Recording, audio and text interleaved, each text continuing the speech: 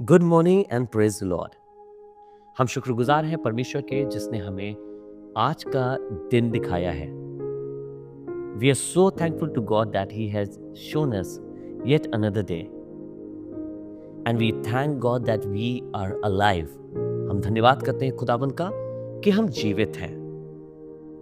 Bible में लिखा है जीवित, हाँ जीवित ही तेरा गुणगान गा सकते हैं, तेरी आराधना कर सकते हैं।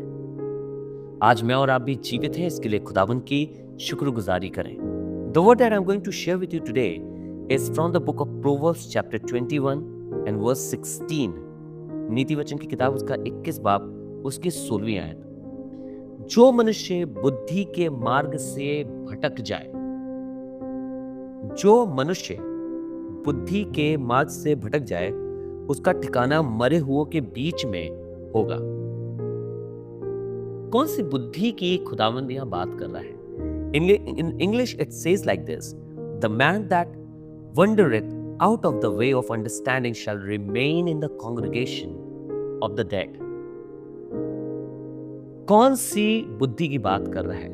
What kind of understanding the word of God is talking about? You know, the word is not talking about the worldly understanding. Always remember, the kingdom of God does not work in a way like the kingdom of earth works। खुदावन का जो राज्य है वो दुनिया के राज्य की तरह नहीं चलता है। इसके तरीके, इसके कैलकुलेशंस, इसकी वे ऑफ वर्किंग सारी बिल्कुल अलग है। आप और मैं दुनिया के तरीकों को देख के खुदावन के राज्य को समझ नहीं सकते, हम उसको कभी जान नहीं सकते। खुदावन का वचन बता रहा है जो मनुष्य बुद्धि के मार्ग से भटक जाता है। ये जब बात कर रहा है बुद्धि की, तो उस बुद्धि की बात कर रहा है खुदा का वचन जो खुदावंत के कलाम से हमें प्राप्त होती है। जब खुदावंत का कलाम हमसे बात करता है, हमें सिखाता है, हम उस पर चलते हैं, that is where we have understanding.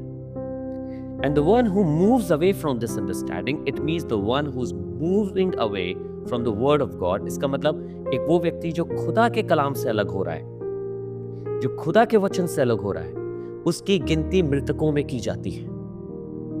मैं केवल आज शारीरिक रूप से मृतकों की बात नहीं कर रहा हूं, पर मैं उनकी बात कर रहा हूं जो बुद्धि में, जो आत्मिक रूप से मृतक हो गए हैं। जब हम खुदावन के वचन पे नहीं चलते, खुदावन की राहों पे नहीं चलते, तो हम आत्मिक रूप से मृतक होते हैं, हम मरे हुए से होते हैं। आज आपको खुदा के लोगों इनकरेज करना चाहूंगा, खुदावन की बुद्धि पर मुझे और आपको अपना घर बनाना है। हमें उसके हिसाब से चलना है, उसके अनुकूल चलना है, और मुझे और आपको जीवित रहना है। क्योंकि याद रखिएगा, जीवित, हाँ जीवित ही उसका गुणगान कर सकते हैं, उसकी आराधना कर सकते हैं। If you want to worship him, if you want to give him praise, अगर आप चाहते हैं आपके जीवन से वो महिमा पाए, तो मुझे और आपको जीवित होना पड़ेगा। और जीवित होने के लिए खुदावंत के कलाम में बने रहना होगा।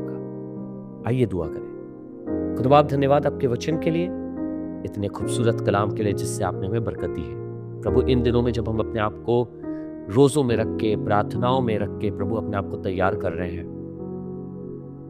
तो हमें सिखा कि हम कैसे बुद्धिमान बने रह सकते हैं आपके वचन पे यकीन करके, और प्रभु खुदावन आपके वचन पे चलकर, और प्रभु उसी के द्वारा हम जीवित रहेंगे और हमारी गिनती मृतकों में नहीं वरन जीवितों में की जाएगी।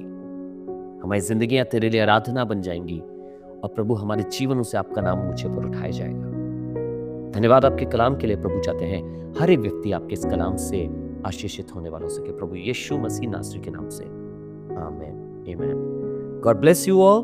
परमेश्वर आप सबको आशीष दे। If you are in Lucknow, अगर आप हमारी दुआ को सुन रहे हैं, आप लखनऊ में हैं and you looking for a church जहां पे आप जाके संगति रख सके और खुदावन के जिंदा कलाम को हासिल कर सके, उसकी पाक रूह में डूब सके, मैं आपको इनकरेज करना चाहता हूँ, जरूर से अंसल सुशांत गोल्ड सिटी में हमारी कलीसिया है।